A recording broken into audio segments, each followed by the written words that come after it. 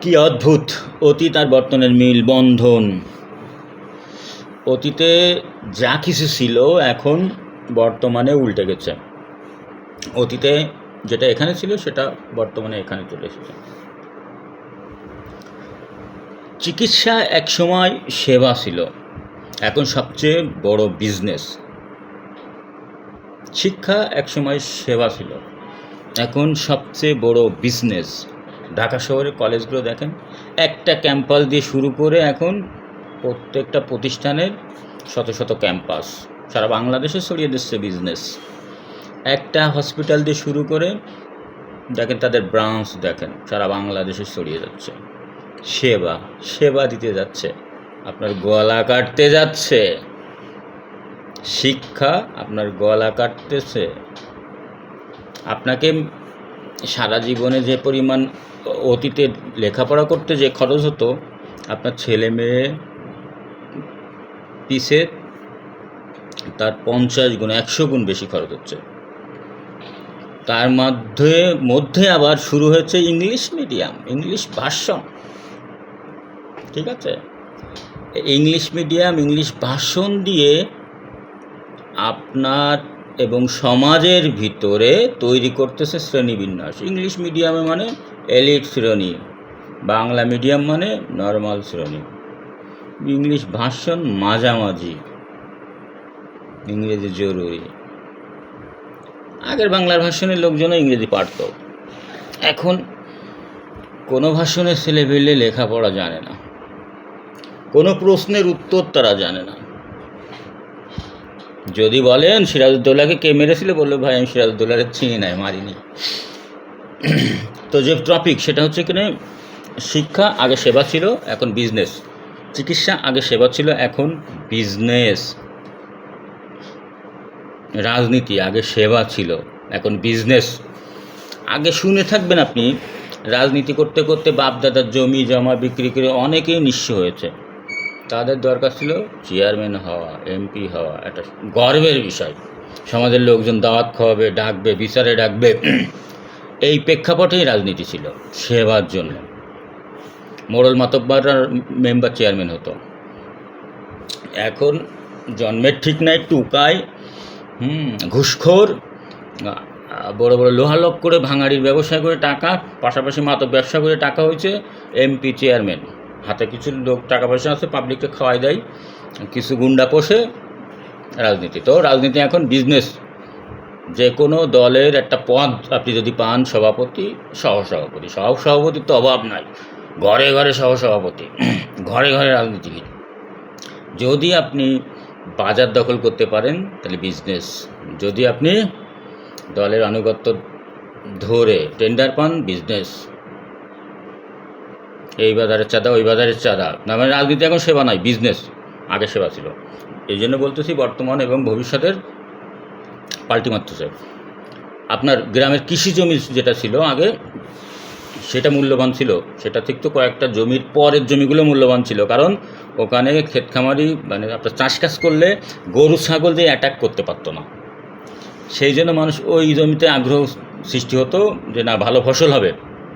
এবং পাশের জমিগুলো বেশিরভাগই বাগান এবং গাছপালায় ভর্তি থাকতো। এই রাস্তার সাইডের জমিগুলো, এইগুলো মানুষ আগ্রহী ছিল না, কারণ খেকশিয়ালের বাসা, বনশুয়ার বাস করতো, শিয়াল বাস করতো। ঠিক আছে, তো এই জন্য এই জমিগুলোর মূল্য ছিল না। কিন্তু বর্তমানে রাস্তার সাইডের জমি ভিতরের কৃষি জমি চেয়েও 5 গুণ দামে। আপনি যদি ওইটা 10 লাখ টাকা বিঘা হয়, এইটা আপনি 1 কোটি টাকা বিঘা, শত 3-4 লাখ 5 লাখ টাকা। কারণ বিকেনে মার্কেট হতে পারবে, এখানে বাড়ি করা যাবে, এখানে আড়ত করা যাবে। উল্টে গেছে দুনিয়াটা, বুঝাতে পারছি? আগে মার্কেট করতো কারা? দাদারা যা কিনে এসে দিত তাই দাদিরাই পড়তো, বাবারা যা কিনে এসে দিত তাই মায়েরা পড়তো। উসটুস করতো না, কালার পছন্দ নেই, ডিজাইন পছন্দ নেই, শাড়ি পছন্দ নেই। এখন উল্টে গেছে। এখন গ্রামের বা শহরের লোকজনগুলো বসে মোবাইল টেপে ডিশ দেখে, বউ চলে যায় মার্কেটে। আপনি কোন পাঞ্জাবি পরবেন, আপনি কোন লুঙ্গিটা পরবেন, আপনি কি করবেন, কেমনে চুল কাটবেন, ডিসাইড করবে আপনার বউ, আপনার বান্ধবী। গাড়ির কাটিংও আপনার বান্ধবী সেট করে দিবে। দুনিয়া উল্টে গেছে। বুঝছেন? হ্যাঁ, তো কি বুঝছেন? এখন যেগুলো ছিল বিজনেস সেইগুলো হয়েছে সেবা। চাল ডাল লাগবে, অনলাইনে অর্ডার দেন, চলে আসবে, ডেলিভারি ম্যান আপনার গেটের সামনে। স্যার, আপনার খেদমতে আমরা হাজির, বলেন কিভাবে সেবা করতে পারি? চাল লাগবে, ডাল লাগবে, ডিম লাগবে, চলে আসেন। প্রোডাক্ট বেচার জন্য আপনার দরজায় বিজ্ঞাপন, ভালো ব্যবহার, কত কিছু আপনার পায়ে তেল মালিশ করে প্রোডাক্ট বিক্রি করতেছে। বিজনেস এখন সেবা, আপনাকে সেবা দিবে, আর সেবা এখন বিজনেস। কালচার চেঞ্জ হচ্ছে। আগে সম্মানিত লোক ছিল যারা, তাদের এখন কোনো পাত্তা নাই। সমাজে এখন উপরি নেতা চামচা, ওকে সবাই ভয় পায়, যে হালা কনে কি চাকু টাকু মারে, কনে চাঁদা ধরে, কোথায় কি করে। কিন্তু আগে আমরা ভাবতাম যে সমাজের মোড়ল, উনি একটা কি বলে গৃহস্থ, ওনাকে অসম্মান করা যাবে না। এখন ক্যাডারের জয় জয়কার, মালের ছড়াছড়ি। তো বর্তমান সমাজে সবাই ভয়ে আছে, সবাই ভয়ে থাকবে। এর জন্য দায়ী রাজনীতি, শিক্ষা প্রতিষ্ঠানের রাজনীতি, চিকিৎসায় রাজনীতি, ব্যাংকের চ্যানেলের রাজনীতি, বিজনেসের রাজনীতি, সব কিছুতে রাজনীতি। আপনি রাজনীতি করবেন না, আপনি দলের লোক না, আপনি টেন্ডার পাবেন না, আপনি ভালো বিজনেস করতে পারবেন না, আপনি সিনেমা করতে পারবেন না, আপনি গান গাইতে পারবেন না, আপনি কোনো প্ল্যাটফর্মেই পারফর্ম ভালো করতে পারবেন না, আপনি যদি রাজনীতির ছত্রছায়ায় না থাকেন, সরকারি দল না থাকেন। সরকারি দলে থাকবেন, সব পাবেন, সব করতে পারবেন।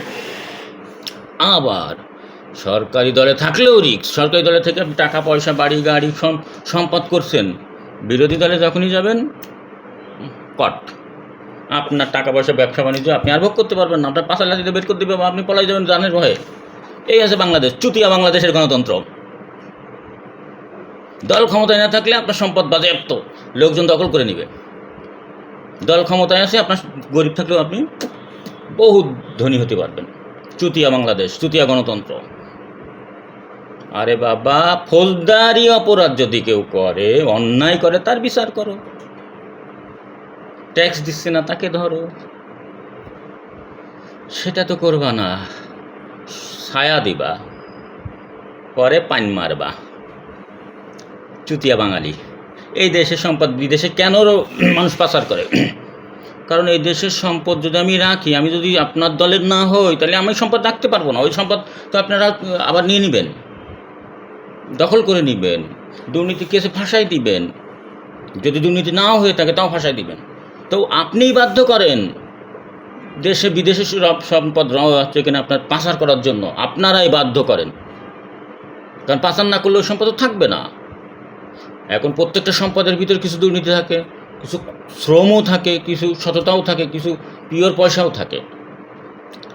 যদি এমন করা হতো যে ঠিক আছে দুর্নীতি করে দেশে সম্পদ করো, নো প্রবলেম, বিদেশে পাচার করলে তোমার ফাঁসি দেবো। দেশে কলকারখানা, বেক্সিমকোর মতো, বেক্সিমকো গড়ছে, মেঘনা গড়ছে, বসুন্ধরা গড়ছে, সিটি গ্রুপ গড়ছে, তারপর এসালম গড়ছে, এগুলো আওয়ামী লীগের। শিওরলি বললাম। এখন বিএনপি পাওয়ারে আসবে, বিএনপি বানাও এরকম বড় বড় প্রতিষ্ঠান, আমার দেশের তো উন্নতি হবে। তুমি বেক্সিমকো নিয়ে নিচ্ছ, এসালম নিয়ে নিচ্ছ, বসুন্ধরা নিচ্ছ, মেঘনা নিয়ে নিচ্ছ, এবার তুমি করলে ওরা নিয়ে নেবে। এবার তুমি কী করবে? ওই ভয় তো তুমি বিদেশে করবা। চুতিয়া সিস্টেম, চুতিয়া বাঙালি, চুতিয়া বাংলাদেশ।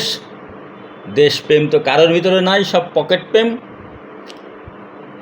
হ্যাঁ, এই জন্য কোনো শালার ভালো স্বচ্ছ ব্রেন যাদের, সেটা দলই করুক, কোনো শালা চুতিয়া বাঙালি ভোটের জন্য পাগল না। এই দেশকে একটা সিস্টেমে নিয়ে যাইতে হবে। সবাই যেন ইনকাম ট্যাক্স দেয়, সবাই যেন ভ্যাট দেয়, সবার উপরে যেন আইনের শাসন প্রতিষ্ঠিত হয়। আপনি ক্রাইম করেন, আপনি যে দলই হোক, আপনার জন্য সাজা হয়। একটা সিস্টেম ডেভেলপ করতে হবে, বাক স্বাধীনতা থাকতে হবে। আওয়ামী লীগের আমলে বলতে পারেন নাই ভয়ে, বিএনপির আমল, এখন বিএনপির আমল না, বা ধরতে গেলে বিএনপির আমল, বলতে পারেন, ভয়ে বলতে পারবেন না কিছু। ক্যাডার সাইজ করে দেবে রাতের আধারে, অথবা আপনি অন্য দলের দোষর বলে দিবে। চুতিয়া বাঙালি, চুতিয়া বাংলাদেশ। সিস্টেম ডেভেলপ করলো না। কত বছর হইল স্বাধীন হয়েছে দেশ, একটা সিস্টেম ডেভেলপ করলো না। আইন শৃঙ্খলা ভালো মতো পারফর্ম করে না, আইন আদালত পারফর্ম করে না, করে খুবই কম। সৎ মানুষের সংখ্যা কম, সৎ মানুষ আছে কম, সব প্রতিষ্ঠানে সৎ মানুষ আছে, সংখ্যা নিতান্তই কম। যাক, বগর বগর করলে কোনো কাজ হবে না, কারণ আমি কোনো বিখ্যাত লোক নই যে আমার বক বক বা টকশো পাবলিক দেখবে, খাইবে, শুনবে। তো মাঝে মধ্যে কী হয়, অফিস ফাঁকা থাকে, লোকজন সব ফ্যাক্টরিতে গেছে, মার্কেটে গেছে, এখন অফিসে আমি একা, তখনই একটু মনের ভিতরে উসকুস করে যে একটু বক বক করি। তাই কেউ ব্যক্তিগতভাবে নেবেন না, সমস্ত চরিত্র কাল্পনিক, বাস্তবতার সাথে যদি মিলে যায় সেটা অনাকাঙ্ক্ষিত হবে। ভালো থাকবেন, সুস্থ থাকবেন, দেশকে ভালোবাসবেন, চুতিয়াপন থেকে দূরে থাকেন। সুশীল বাঙালি হন, চুতিয়াপন না। নেতার পিছে পিছে লেজ না নাড়িয়ে উদ্যোক্তা হন, ব্যবসায়ী হন, সৎ হন, শান্তি পাবেন, শান্তির মৃত্যু পাবেন। কি হবে, মরেই তো যাবেন বাড়া কদিন পরে, এত কিছু কি হবে।